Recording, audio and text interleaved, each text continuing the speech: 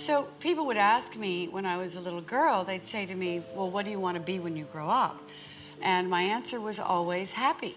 So, you work around it. You find the things that are working and that don't work for you, and things that aren't working for you. And we go through stages of our lives.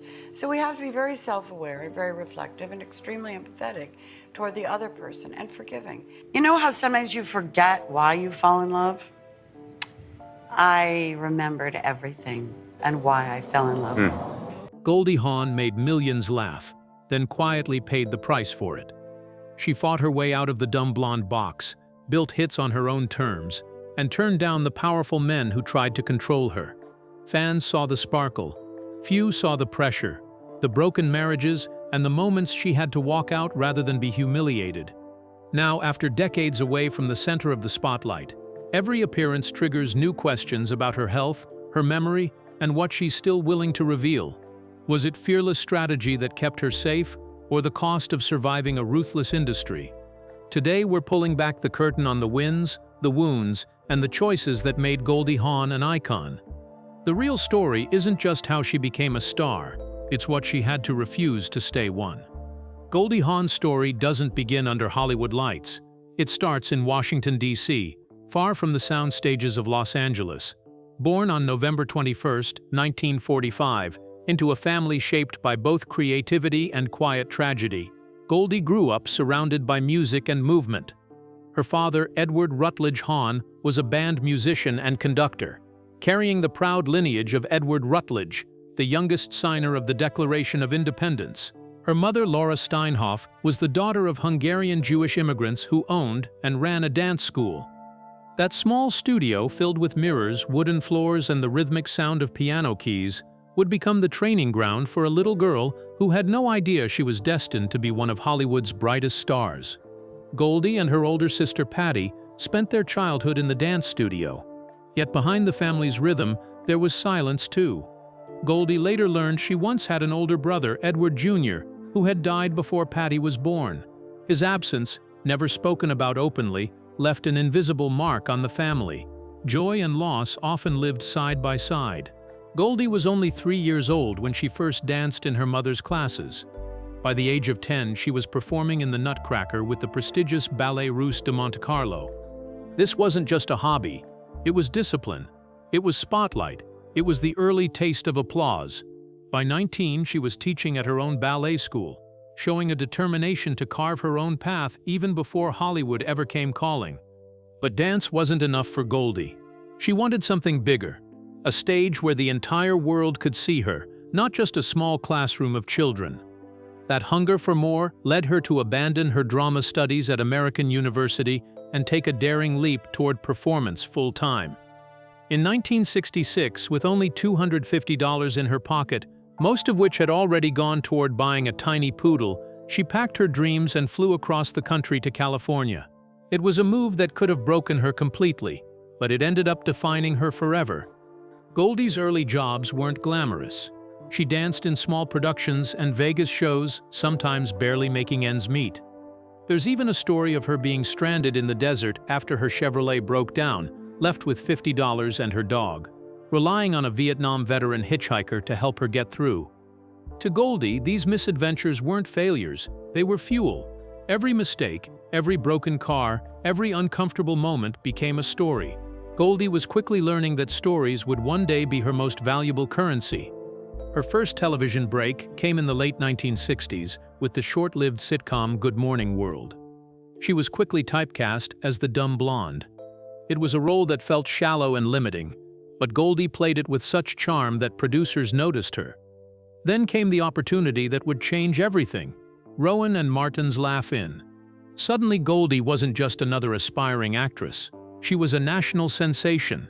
With her giggles, her offbeat comedic timing, and her willingness to appear in bikinis or with psychedelic body paint, she became the face of late 1960s pop culture. America didn't just laugh with her. They fell in love with her. But Goldie didn't want to be trapped in comedy forever. In 1969, she proved she was more than a pretty face. That year, she landed her first film role in Cactus Flower, opposite Walter Matthau and Ingrid Bergman. What seemed like a supporting role transformed into a breakout moment. Goldie played Toni Simmons, a young woman naive enough to risk everything for love, yet resilient enough to bounce back with charm and innocence. The film grossed over $25 million in the US and became one of the year's top hits. More shocking was what happened on Oscar night. Goldie Hawn, in her very first major film, won the Academy Award for Best Supporting Actress. She wasn't even there to accept it. She was in London filming another movie and had forgotten the ceremony was being broadcast. At 4 in the morning, she was awakened with the news that her name had been called. That moment was more than luck. It was a statement. Hollywood loved to put women in boxes, the funny girl, the pretty blonde, the supporting role. But Goldie had kicked down the door on her first try. The Academy had confirmed what audiences already felt.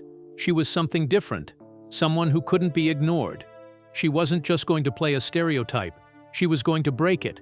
Still, the label of dumb blonde clung to her like a shadow, and Goldie knew she had to fight it head-on. Unlike many actresses of her generation, she didn't just wait for scripts to come her way. She started producing films herself, shaping the roles she wanted to play. She had tasted fame, but more importantly, she had discovered control. For Goldie Hawn, the journey from dance studios to Oscar night wasn't just about talent. It was about survival, reinvention, and proving again and again that no one else would define her future. The 1970s were a turning point, not just for Hollywood, but for Goldie Hawn herself. After the shocking Oscar win for Cactus Flower, she had to decide whether she would simply ride the wave of being the industry's favorite funny blonde or fight for something far more difficult: respect. Hollywood, at the time, was brutal on women. Actresses were either typecast into romantic comedies or dismissed when they tried to push for more serious roles. But Goldie refused to stay in anyone's box. She wasn't satisfied with being a laughing face on a poster. She wanted to be taken seriously, not just as an actress, but as a creative force who could shape her own destiny. Her early films in the 1970s proved she wasn't afraid of risk. In There's a Girl in My Soup, she starred opposite Peter Sellers, balancing his dry wit with her youthful sparkle. In Butterflies Are Free, she played the free-spirited neighbor of a blind man, a performance that allowed her to mix comedy with genuine tenderness. Critics praised her charm, but also began to notice her emotional range. In Shampoo, alongside Warren Beatty, she cemented her status as a major box office draw. By the mid-1970s, Goldie Hawn was no longer just the girl from Laugh In. She was a headliner. But it was in 1974 that Goldie made a move few actresses dared at the time. She started producing. Her film The Sugarland Express, directed by a then-unknown Steven Spielberg, didn't just showcase her acting. It put her behind the scenes, making decisions that women in Hollywood were rarely trusted with. This wasn't just about power. It was about survival. If she didn't create her own opportunities, she knew the industry would continue to shove her into one-dimensional roles. Producing gave her a say in the stories she wanted to tell, and that control would define her career in the decades ahead. Her boldest risk came in 1980, with Private Benjamin. Studios laughed at the idea. A comedy about a spoiled woman joining the US Army? They said no one would buy a ticket to see a female-led military film. But Goldie believed in it so strongly that she produced it herself and pushed it through. When the original director quit, claiming the script had offensive undertones, Goldie replaced him with Howard Zieff. She shaped the tone, fought to keep the humor sharp but the character honest, and carried the movie on her back. The result? A box office smash, nearly $70 million grossed, and an Oscar nomination for Best Actress. The film didn't just succeed, it shattered expectations, proving that women-led comedies could dominate. From there, Goldie built momentum that few could rival. In Best Friends, critics praised her for bringing maturity to her comedy. In Swing Shift, she tackled serious drama about women working in wartime factories, showing she could lead beyond laughs. Then came Overboard, a light-hearted rom-com that paired her with Kurt Russell and gave audiences one of the most beloved screen romances of the decade. By the time The First Wives Club hit theaters in 1996, Goldie wasn't just a movie star. She was an institution. Alongside Diane Keaton and Bette Midler, she delivered a sharp, funny, and deeply relatable comedy about women reclaiming their lives after betrayal.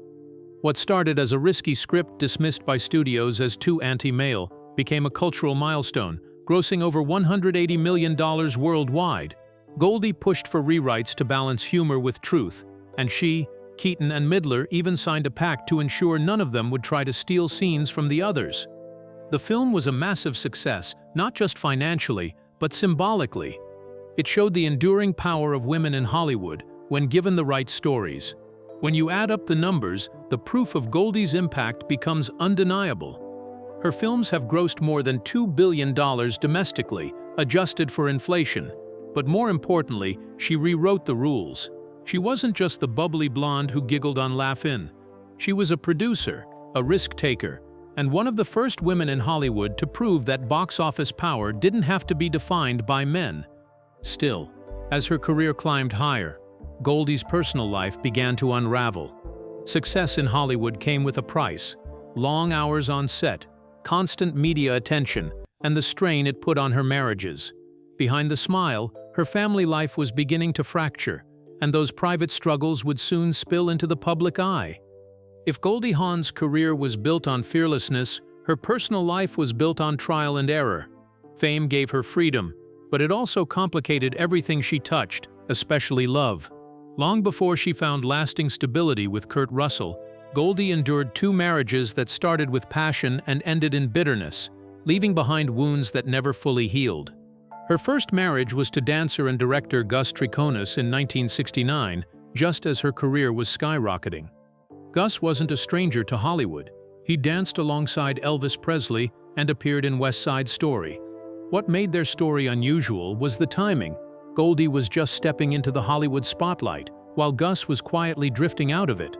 They married in Hawaii, with more hope than certainty, believing their shared love of dance and artistry would carry them through. But Hollywood fame is rarely kind to relationships. While Goldie was flying around the world shooting films, Gus struggled to reinvent himself behind the camera. Their marriage quickly became a tug-of-war between her rising career and his stalled ambitions. Goldie later admitted that during this time she felt exhausted, craving spiritual peace and even dreaming of escaping to an ashram in India. By 1973, the couple separated, though they didn't immediately finalize their divorce. Then fate intervened in the form of a chance encounter that would ignite a new chapter. Bill Hudson. Goldie met Bill, a musician from the Hudson Brothers, on a flight in 1975. Sparks flew quickly, even though she was still legally married to Gus. According to Bill's memoir, their first date was awkward enough that she even brought Gus along, but by the second outing, the chemistry was undeniable. He claims they shared a wild night of partying and fell into an all-night confession of love. Goldie has always denied the wilder parts of his story, painting a picture instead of 2 young artists caught up in a whirlwind. What is undeniable is that by New Year's Eve of 1975, she filed for divorce from Gus and got engaged to Bill Hudson on the very same day. Their marriage in 1976 looked picture-perfect on the outside. They welcomed their son Oliver that September, followed by their daughter Kate in 1979. At first, they embodied the free-spirited bohemian family, music, acting, and children mixed into a seemingly ideal home. But the cracks were never far from the surface. Goldie's career soared higher than ever, while Bill's music career stalled. Old insecurities began to creep in. Bill accused her of wanting an open marriage. She accused him of resentment and immaturity. By 1980, the marriage collapsed, and by 1982, the divorce was final. What followed was uglier than most Hollywood breakups. Bill claimed Goldie deliberately cut him off from his children once she started seeing Kurt Russell. He even alleged that she wanted the public to believe he had abandoned them to make her image look stronger. Goldie never confirmed those accusations, but the damage was done. For decades, the family was divided, and the bitterness played out publicly. The most infamous moment came decades later, on Father's Day in 2015, when Oliver Hudson posted a photo online with the caption, "Happy Abandonment Day." The message was aimed squarely at Bill. The post went viral, with fans taking sides, and Bill lashed back in a scathing interview with the Daily Mail. He declared that Oliver and Kate were no longer my children, and even demanded they stop using the Hudson name. For Oliver and Kate, who had long seen Kurt Russell as their real father figure, the estrangement seemed final. For Bill, it was the last public chapter in a relationship defined more by anger than love. Goldie herself rarely engaged in the feud. she has always preferred to sidestep confrontation, focusing instead on her relationship with Kurt and the family they built together. Still, the wounds of those marriages lingered. Both Gus and Bill left marks on her life, teaching her hard lessons about the price of fame and the fragility of relationships. Goldie once said, "Some men just can't handle it when their wives are more successful than they are." Looking back, that line feels less like an observation and more like the quiet summary of her first two marriages. But if Goldie's love life had ended there, her story might have been just another Hollywood tale of broken vows. Instead, destiny brought her back to someone she'd met years earlier, a man who would defy the odds of Hollywood romance and remain by her side for more than 4 decades. His name was Kurt Russell, and together they would build one of the most enduring partnerships the industry has ever seen. In Hollywood, where marriages often collapse before the ink on the license is dry, Goldie Hawn and Kurt Russell stand as the rare exception. Their love story is unconventional, rebellious, and perhaps because of that, stronger than most. But what makes it fascinating is how it almost didn't happen at all. The first time Goldie and Kurt met was in 1968, on the set of the one and only, genuine original family band. She was 21, full of youthful energy, and he was just 16, a former Disney child star barely finding his footing. Goldie thought he was adorable, but far too young, and both of them were involved with other people. The encounter passed like a footnote, pleasant but nothing more. Neither of them could have guessed that 15 years later, they would find themselves at the center of one of Hollywood's greatest love stories. That second chance arrived in 1983 on the set of Swing Shift. By now, Goldie was an A-list star, fresh off the success of Private Benjamin, and a mother of 2 young children.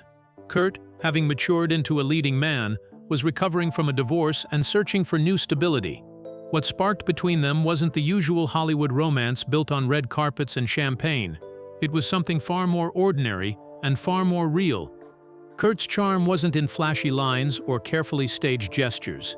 What won Goldie over was the way he interacted with her children, Oliver and Kate. On set, he played with them effortlessly, treating them with patience and warmth. For Goldie, who had struggled with fractured family dynamics, that kindness was more valuable than any compliment about her looks or talent. Their first date was the kind of story only they could pull off. After drinks, they decided to look at a house Goldie was considering buying. Without a key, they ended up breaking in, fumbling their way through dark rooms, laughing the entire time, until the police showed up. What could have been a humiliating disaster instead became the perfect beginning for 2 people whose love story would always lean toward humor, chaos, and resilience. From there, their relationship grew slowly but steadily. Unlike Goldie's previous marriages, this wasn't about contracts or public displays. It was about choice. Every day they chose to stay together, and with that choice came a decision that shocked the press at the time. They would never marry. For Goldie and Kurt, marriage was unnecessary. They didn't need a piece of paper to validate their bond. Goldie explained it best years later. If you have enough independence, if you have enough money, and you love your freedom, then marriage isn't the glue. Commitment is. Their blended family became one of their greatest accomplishments. Goldie brought Oliver and Kate. Kurt had his son Boston from a previous relationship, and together they had Wyatt Russell in 1986. Despite the complicated dynamics, the children grew up in an environment of laughter, support, and deep loyalty. Kate and Oliver often refer to Kurt as their real dad, while Boston, though more private, has remained a steady presence. Wyatt went on to follow in both parents' footsteps, becoming a successful actor in his own right. For a Hollywood household, it was shockingly normal. On screen, their chemistry was just as strong. Films like Overboard turned their real-life love into box office gold, while decades later, Netflix's The Christmas Chronicles reminded audiences that their spark hadn't dimmed one bit. But off-screen, their bond was built on something rarer: privacy. They avoided the tabloids, didn't flaunt their relationship, and kept most of their life out of the spotlight. In a business addicted to drama, they refused to give the press anything to feed on. After more than 40 years together, their relationship has outlasted nearly every Hollywood prediction. What makes it resonate is its simplicity. They don't pretend to be perfect. They argue, they disagree, they laugh, they forgive. But unlike so many of Goldie's earlier relationships, There's never been a battle for control. Kurt never tried to dim her light, and Goldie never asked him to change who he was. As she once said, "I wake up every day and I choose him, and he wakes up and chooses me." In a town filled with broken vows and fractured families, Goldie and Kurt's love story became a kind of rebellion. They didn't play by the rules, and that's exactly why it worked. But while her personal life finally found balance, Goldie's professional world was far less peaceful. Behind the laughter, there were powerful men in Hollywood who treated her as competition, and she would never forget the sting of those encounters. For most of her career, Goldie Hawn wore the mask of Hollywood's eternal sunshine. She giggled, she charmed, and she seemed untouched by the ugliness of the industry. But the truth was different. Behind the public image of warmth, Goldie quietly endured encounters with some of the most powerful men in Hollywood. Encounters that left scars, shaped her choices, and eventually revealed a side of her story few people ever knew. By her late 70s, she stopped keeping it all inside. Goldie admitted there were 6 men in the industry she despised. Each feud carried its own lesson, and together they tell the story of a woman who refused to let arrogance or disrespect break her spirit. The first was Kirk Douglas, a man idolized as a screen legend, but in Goldie's eyes, an embodiment of arrogance. After her Oscar win, she expected to be treated as a colleague, but Douglas treated her like decoration. He interrupted her during meetings, dismissed her ideas with condescending jokes, and once humiliated her in front of an entire room of executives. Goldie didn't lash out. She simply closed her notebook, walked out, and never returned. She later praised Michael Douglas, Kirk's son, but never publicly mentioned Kirk again.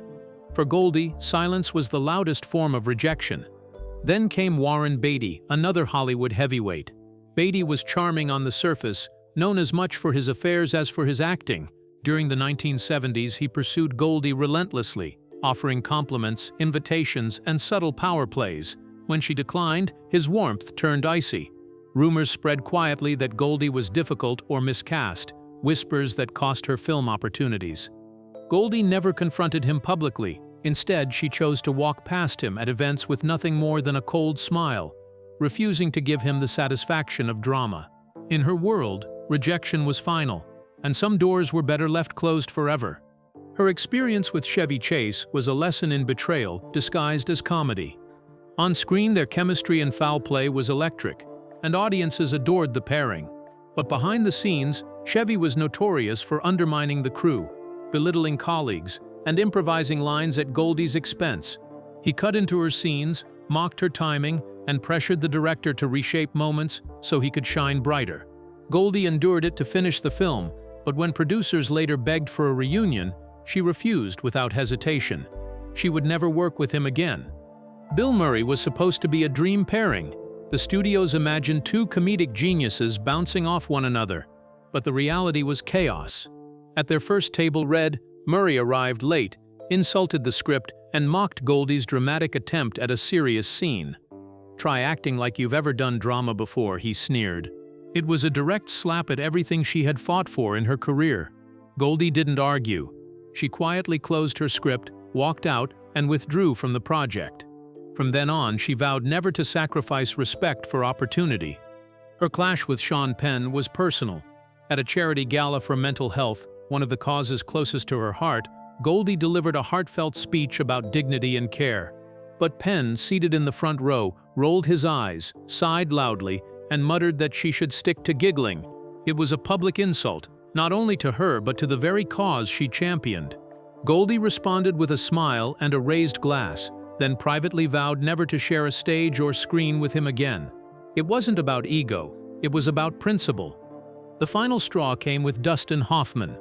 Goldie had long wanted to prove she could handle serious drama, and an audition with Hoffman seemed like her chance. She poured herself into the scene, only for Hoffman to cut her off in front of producers, joking that she still acted like a sitcom star. The room laughed, but Goldie didn't. The very next morning, she withdrew from the project. Her message was simple: "If you don't see my worth, I won't fight for your approval." What makes these feuds remarkable isn't just the names attached to them, it's Goldie's response. She never erupted in scandal, never launched public attacks, never begged for validation. Instead, she chose silence, dignity, and distance. In an industry built on power games, she walked away with her self-respect intact. And while those men may have tried to cut her down, none of them succeeded in dimming her career. Her films still grossed billions. Audiences still adored her. She didn't need their approval. Her legacy was proof enough. But as the years passed, Goldie would face a far greater test than egos or feuds. Time itself began to press harder, and in 2025, at the Academy Awards, the public finally saw her vulnerability in a way they never had before. For decades, Goldie Hawn managed to keep her public image polished, lighthearted, elegant, and seemingly untouched by age. She chose her appearances carefully, avoided the gossip circuits, and let her legacy of laughter and resilience speak louder than any interview.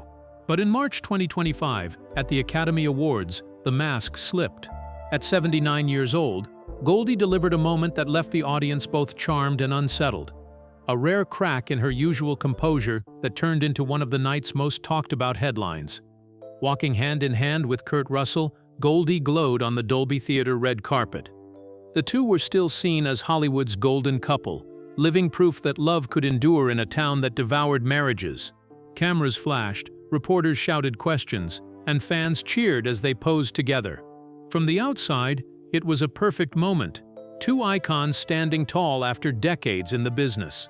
But as soon as Goldie stepped on stage, the illusion began to falter. She was there to present the Oscar for Best Animated Short and Best Animated Feature alongside actor Andrew Garfield. At first, the pairing felt charming, almost symbolic, a Hollywood legend standing next to one of the industry's younger stars. Garfield spoke warmly about how Goldie had once brought joy to his late mother, a personal memory that softened the atmosphere. Goldie replied with her trademark humor, a quick remark about being lucky to make movies. The crowd laughed, but there was a slight tremor in her words, a muddled rhythm that made some viewers glance twice. Then came the moment that changed everything. As she prepared to read from the teleprompter, Goldie suddenly reached for Garfield's hand and whispered into the microphone, "Sweetheart, could you read that? I can't read it. I'm completely blind. Cataracts." The audience gasped, then laughed nervously, unsure if it was a joke or a revelation. Goldie, unbothered, opened the envelope herself and correctly announced the winner. The moment lasted only seconds, but the impact rippled instantly across the internet. On social media, clips of Goldie's confession exploded. Some viewers praised her bravery for admitting her struggle with eyesight in front of millions. Others worried about her health, pointing to rumors of memory lapses or speculation about medication. A few critics went further, wondering if her rare appearances hinted at deeper issues. Backstage, reports painted a different picture. According to the Associated Press, Goldie had performed fine during rehearsal earlier in the day, save for a small slip that made the crew laugh. She and Garfield had rehearsed together with ease, even joking between takes. Some suggested that the blinding stage lights, booming sound, and sheer pressure of returning to Hollywood's biggest stage after years away might have unsettled her. Still, the candid confession lingered. For someone who had always controlled her image so carefully, admitting vulnerability in front of the world felt both shocking and human. This wasn't just another award show slip. For fans who had watched Goldie for decades, it was a reminder that even the brightest stars are not invincible. She had dazzled audiences with her beauty and wit for over half a century, but time was catching up. In the weeks after the ceremony, debates raged online. Was Goldie struggling with more serious health issues? Was she stepping back for good? Or was this just a small, honest moment magnified by the spotlight? What became clear was that Goldie Hawn, the woman who had once redefined comedy and battled Hollywood egos, was now facing a challenge she couldn't outwit or outproduce: aging in public. And while some treated it as gossip, others saw it as proof of her courage. In an industry obsessed with youth, Goldie chose honesty. She showed the world that even legends can stumble, but what matters is how they carry themselves when they do. Her confession at the Oscars wasn't just about cataracts. It was about fragility, the kind she had spent years hiding beneath a radiant smile. It forced audiences to see her differently, not only as the giggling blonde or the fearless producer, but as a human being growing older in front of millions. For some, it was heartbreaking. For others, it made her more beloved than ever. And as the applause faded that night, one truth became undeniable. Goldie Hawn may no longer dominate the box office, but her ability to captivate the world with a single unscripted moment remained as powerful as ever. Goldie Hawn's story isn't just the tale of a Hollywood actress who happened to make people laugh. It's the story of a woman who refused to let an industry define her. From the ballet studio of her childhood to the Oscar stage, from the chaos of broken marriages to the comfort of an unconventional partnership, Goldie built a life on her own terms. She broke free of the dumb blonde label that could have trapped her forever, and instead she became one of the first women in Hollywood to balance comedy with power, producing films when most actresses were still waiting to be chosen for roles. That was her greatest trick. Not the laughter, not even the Oscars, but the ability to turn other people's limits into opportunities. Her career numbers alone are staggering. Billions in box office revenue, films like Private Benjamin and The First Wives Club, that not only made money, but changed how audiences viewed female-led comedies.